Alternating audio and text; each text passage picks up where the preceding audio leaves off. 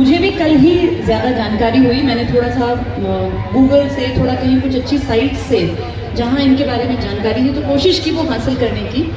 और मैं शब्दों में बयान नहीं कर सकती कि जब से मैंने वो चीज़ें पढ़ी मेरे दिलो दिमाग में एक अलग सा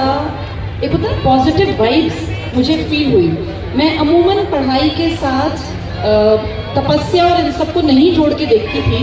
लेकिन कल जब मैंने इन लोगों के इतिहास को जाना कि कैसे गोरखनाथ जी ने एक विचारधारा के साथ अपना एक मिशन बनाया था, और आज जिस पावन धरा पे आप बैठे हैं, ये कोत कला जो ये मठ है,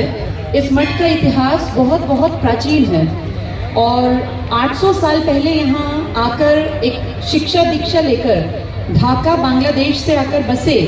एक व्यक्ति के रूप में, ये मान लीजिए वो अलग ही थे, संत थे, जिनकी वाणी से निकली बातें सच साबित हो गई और जिन्होंने पूरे समाज को एक आह्वान किया कि पूरा समाज पॉजिटिविटी को देखे, गायों की रक्षा करे, गौ सेवा करे, जो गंदगी है समाज की इस पर रोक लगे और अच्छाइयों को बढ़ाते जाएं। जो ये पावन धरा हमारे लद्दाई नाथ जी की, जो ये कोत गांव हिसार में जो ये गद्दी है,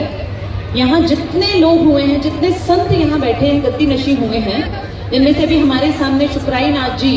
बहुत सिद्ध संत हैं। इनसे पहले जितने लोगों ने काम किया वो भी बहुत काबिल तारीफ था, और उनकी भी आत्मा जहाँ कहीं होगी उनकी, क्योंकि शरीर ब्रह्मलीन हो गया है, तो बड़े खुश होंगे वो आज देख के कि जो उनका मिशन था, जो उनका विजन था, युवाओं को सही मार्ग दिखाना, वो काफ़ी हद तक आज वहाँ कहीं से हमें देख रहे होंगे तो बहुत खुश हो रहे होंगे कि जो वैदिक सभ्यता थी, सनातन की परिपाटी से जो एक ज़रूरत थी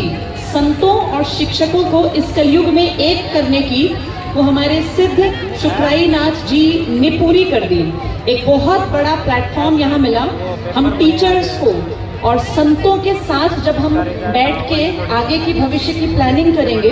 तो मैं 100% श्योर हूँ कि आने वाली भविष्य की पीढ़ियों के लिए कुछ बहुत बेहतरीन हम लोग सोच विचार के अच्छा प्लान कर पाएंगे।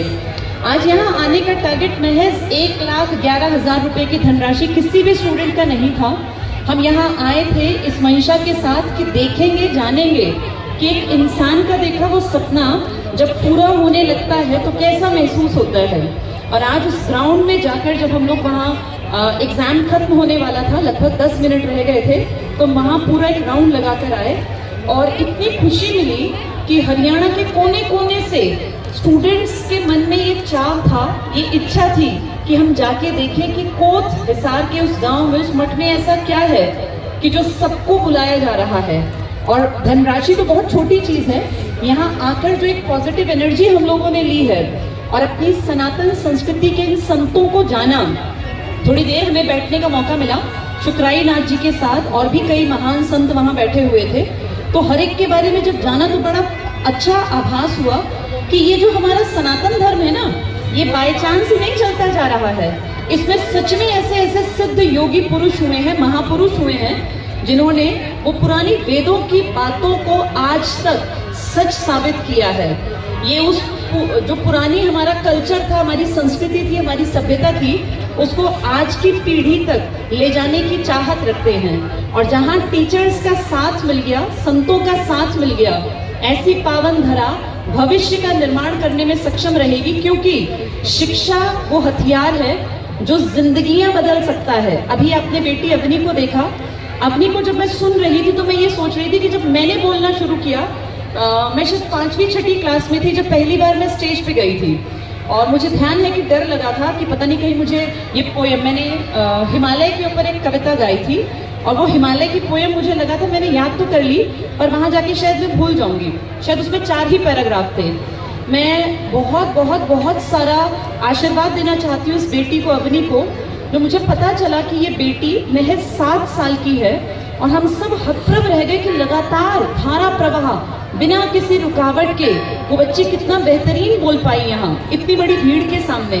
फिर देखिए उसका कारण भी क्या निकला कि माँ शिक्षित है। उस बेटी की माँ ने MA तक, यानी उन्होंने मास्टर्स की डिग्री ली हुई है। ठीक है, समय कभी कभी ऐसा होता है, नियति में जो लिखा है वो तो होकर ही रहता है, उसको हम रोक नहीं सकते। लेकिन देखिए, उसकी माँ का पढ़ा लिखा होना उस बेटी के लिए भी एक सीढ़ी के रूप में काम कर गया। और जो अवनी है ना, अवनी को बनाने वाली उसकी माता जी का बहुत बड़ा योगदान है। और इसलिए हमें ये मानना पड़ेगा, इस पर काम करना पड़ेगा कि अपनी बेटियों को खूब पढ़ाना चाहिए, क्योंकि बेटियां जब पढ़ी लिखी होंगी, समाज में एक औरत जब पढ़ी लिखी होती है तो अपनी अगली पीढ़ी को बहुत बेहतरीन तैयार कर सकती है। तो हम सबका योगदान रहेगा और संतों की इस धरा पर हम कोशिश करेंगे हर साल, जैसा ये हुजूम आज उमड़ा है, ये बढ़ता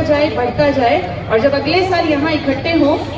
तो ये सारे मैदान कम पड़ जाएं और पुलिस वालों को अपनी जो इन्होंने आज बहुत अच्छी ड्यूटी निभाई, इसमें और पुलिस बल को लाना पड़े और इतना जाम लग जाए कि जहां जहां से जो आ रहा है वो कहे कि भैया बहुत ही बड़ी प्रतियोगिता है, पूरे में झंडे फहरा दिए जाएं और सिद्ध पीठ श्री लद्दाई नाथ जी की गद्दी कोप हिसार एक वर्ल्ड रिकॉर्ड बनाए कि एक साथ एक ही ऐसे सिद्ध पीठ में इतने स्टूडेंट्स इकट्ठे होके और नशे के खिलाफ यहाँ से उन लोगों को एक मोटिवेशन मिले, पढ़ाई का एक मोटिवेशन मिले।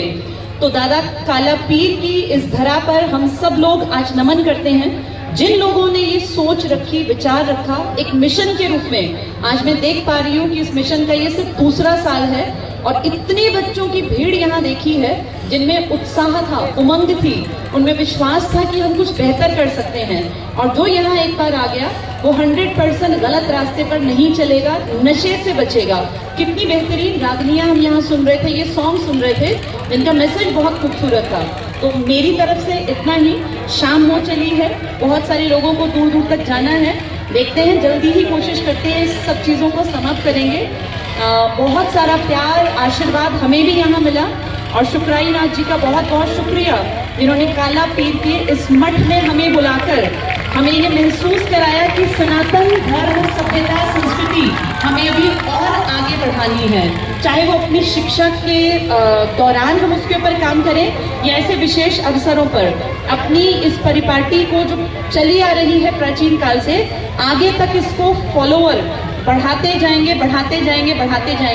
तो जय भारत, जय हिंदुस्तान, जय काला पीर।